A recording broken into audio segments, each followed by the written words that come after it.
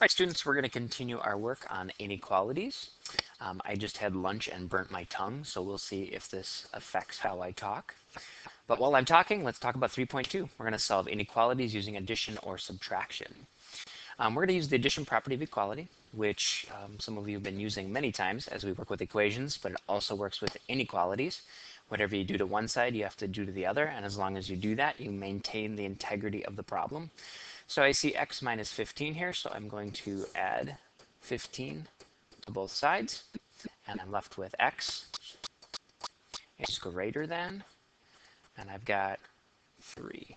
I'm going to represent my solution on the number line, 3 in the middle. I see that it is greater than 3, so I'm going to make it an open dot.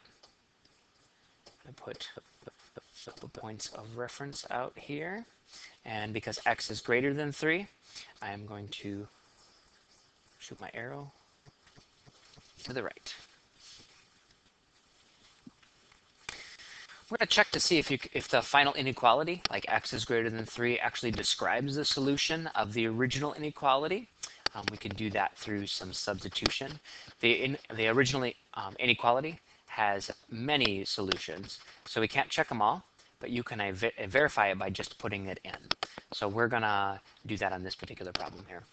So I'm going to use my addition property of equality again, and I'm going to do plus 3 to both sides. And I'm going to end up with x less than or equal to 13. But I want my variable to start off my equation, so I'm going to rewrite it. I'm going to flip everything around. So I'm going to have my x, and I'm going to have my 13. I'm going to flip my symbol so it can match what I'm saying. So my answer is x is less than or equal to 13. I know that 13 is my equation. I know I'm solving for x. It's a filled-in dot because it can include 13. I'm going to put a couple of points on here. All right. I'm going to go ahead and try a solution just to see if it's true. So if x, well, we better get our arrow in here. So x is less than 13. So I'm going to point my arrow this direction, representing less than. I'm going to try 11.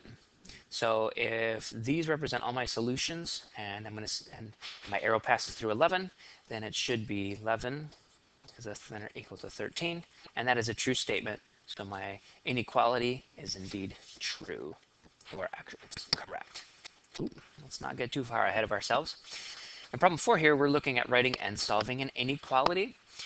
Here's the story. And I know some of you talk about story problems or word problems. They're actually application problems. Can you apply inequalities as they show up in real life? The hard drive on your computer has a capacity of 120 gigs. You've used 85 of those already. You have some home videos you want to add to your hard drive. What are the possible sizes of the home video collection that you can save? So as we see here, our current hard drive space, and plus we need to add the size of the videos that are happening is at most. So at most, we want to represent it as less than, because I can't put more on my hard drive, but I can put exactly that amount. So I'm representing that as the inequality less than or equal to. So if I take what I already have and I add it to what I'm looking for to add on to, everything's just got to be less than that 120, or it can be equal to that. And I solve that using my addition property of equality. I subtracted 85 to both sides, which is the same as adding negative 85. That's why we call it the addition property of equality. And according to what we find here, is it needs to be less than or equal to 35. Now we're going to look on using multiplying and dividing. Very similar. Whatever you do to one side, you have to do to the other. But here's one detail you need to pay attention to. When you're multiplying or dividing an equality and you have a negative number involved, it actually influences the symbol. So for instance, right here at 3 is greater than 1, it's a true statement. But if I multiply both sides by -2, which I can do as long as I do it to both sides, by multiplying by a negative, it completely changes the value. So I originally have 3, I'm doubling it, but because I'm doubling it by a negative, it made it negative. And the same thing happened on this side. I have a 1, but I'm doubling it, which gives me 2, but because I'm multiplying by a -2, it completely throws it to the other side of the number line. So whenever I do that, I have to make sure that my symbol flips with it. Therefore, anytime you multiply or divide by a negative number, you must flip the sign. So make a flip. And in an equation, a symbol can actually flip a couple of times. So it's any time that you multiply or divide by negative. So we're going to play that out a little bit on this one. X divided by 3 is less than negative 3, or you can say this is actually 1/3 x. I'm going to multiply by 3, and I end up with x. Now notice it's positive, so no flipping going on here. Negative 3 times 3 is negative 6. I'm solving for x, and I want to indicate that. It's going to be negative 6. It's not going to include it, so it's an open circle, and it's less than. So my arrow is going to go this direction.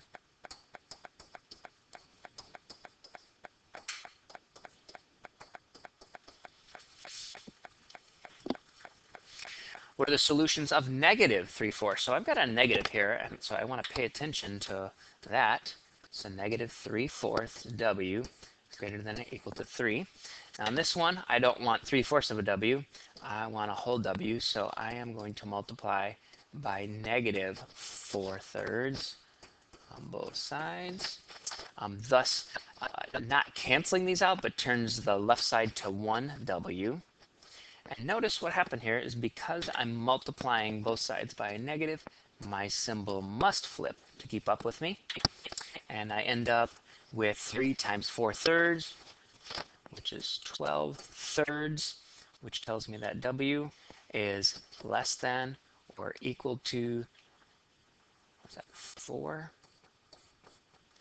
And my variable is w. Now notice, okay, it can equal it, so it's going to fill it in. And it's less than, w is less than 4. So that's the way my arrow goes. All right, I want you to try the got it. Press pause, and then come back and let's see how you did. All right, when I worked this out, I found out that n is greater than 3. Arrow points to the right. It cannot include 3. My symbol did flip because I multiplied both sides by negative 3. Okay, dividing by a positive number in a real world application problem. You walk dogs in your neighborhood after school, you earn $4.50 per dog. How many dogs do you need to walk to earn at least $75? So we're looking for at least, so I need to make, I'm looking to make $75, which is my equals, but I'd like to make more than that. So I just want to make sure that this side is more than or equal to the 75. So it's 450 per dog times my number of dogs as represented by my equation, dividing both sides by 450. I end up with d is greater than or equal to 16 2/3. Now, 16 2/3, I'm really going to have a hard time finding 2/3 of a dog to walk, so I need to make sure I get 17 dogs. 16 would not be enough. So be careful when you're rounding. Make sure you're rounding appropriately so. Now, this also happens with division. Now, remember, a couple slides ago, we talked about how multiplying and dividing by a negative changes the symbol. That's also the case right here when we run into this situation. Negative 9y, I'm going to use my inverse operation because I don't want 9y's. I want one of them. Negative 9 divided by negative 9, I'm left with 1y. My symbol that I have here, it flips to keep up with my negatives that I'm using. 63 divided by negative 9 is going to be negative 7. I'm solving for y. It's negative 7.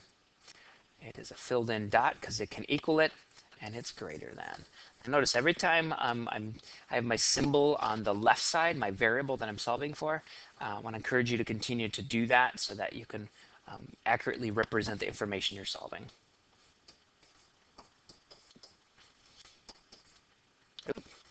Whoops.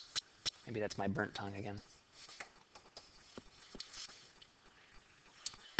3/4 is multi-step equations. So we've been doing these with equations, but these ones are inequalities. So we're going to have more than one answer that works. So let's play this one out here. I'm going to go ahead and subtract 9 first. And then I'm going to take, hey, sorry I disappeared a moment. Somebody came in and asked me a question, which is really fun. I just continued to work the problem here. So here it looks here, just a couple of details I want to let you know is that the symbol actually remained the same all the way through because I did not multiply or divide by a negative. Indeed, I did subtract by 9, but that does not affect the symbol at all here. Now I've got a problem for you. I've got 3 of them. Will you go ahead and press pause and give them a try? And let's see what your solutions are. All right, you can see my work here. I played it all out. A couple things that I'm noticing here is my symbol on my first problem did change. It did flip.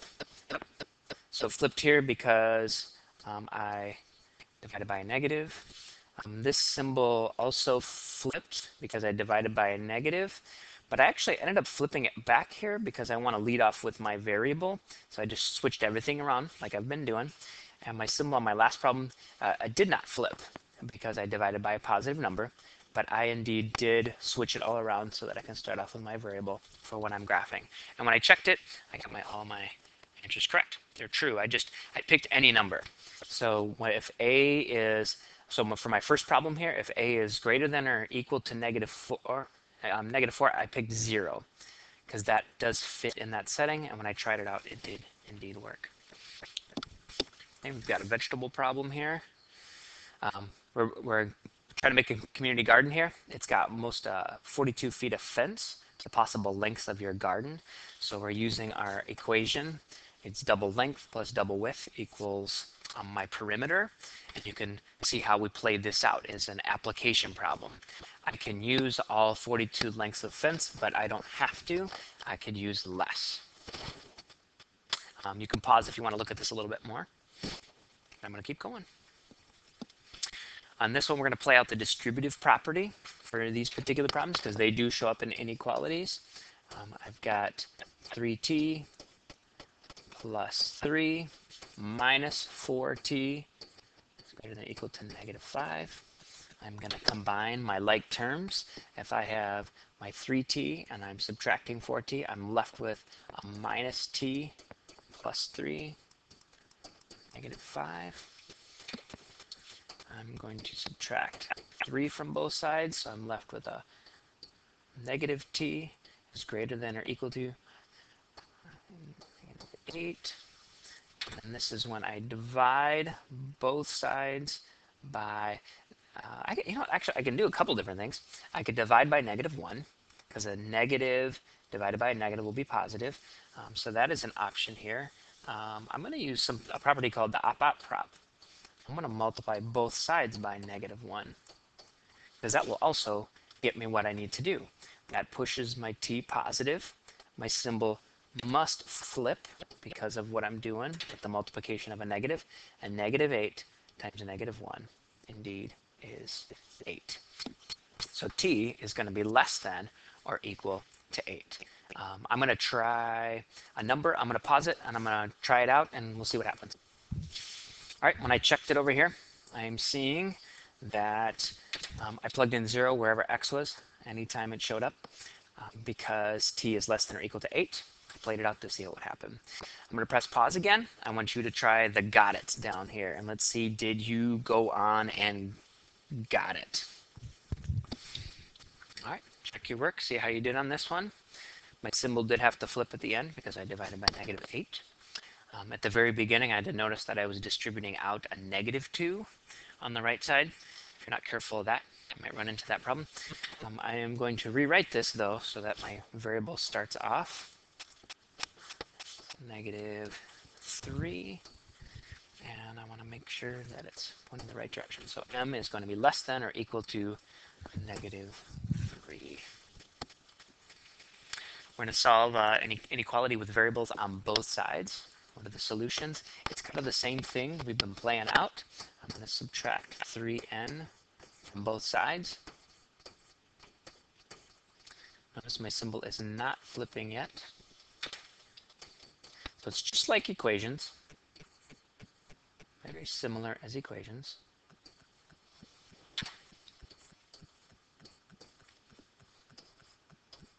but just has more than one answer. So m is going to, or n is going to be greater than 3. And we can graph out the solution for that as well. Special situations that can play out. Keep in mind when you're running a situation like this and where both sides, where 10 is greater than or equal to 10, you can see that this one is where all real numbers end up being a solution. Remember, we noticed that with equations too. There's little things that let you know if it's everything, or if it's nothing, or if it's 0. In this particular situation, where you find out that it's not true, that nothing can ever make it true, then you would write down it has no solution. So a lot of times you guys have been using infinity as an answer for this one here. You would say infinity or everything. Let's start being a little bit more mathematical and write down the phrase all real numbers, because that's more accurate than what we've been doing. All right. Thank you. Good luck, and bring your questions to class.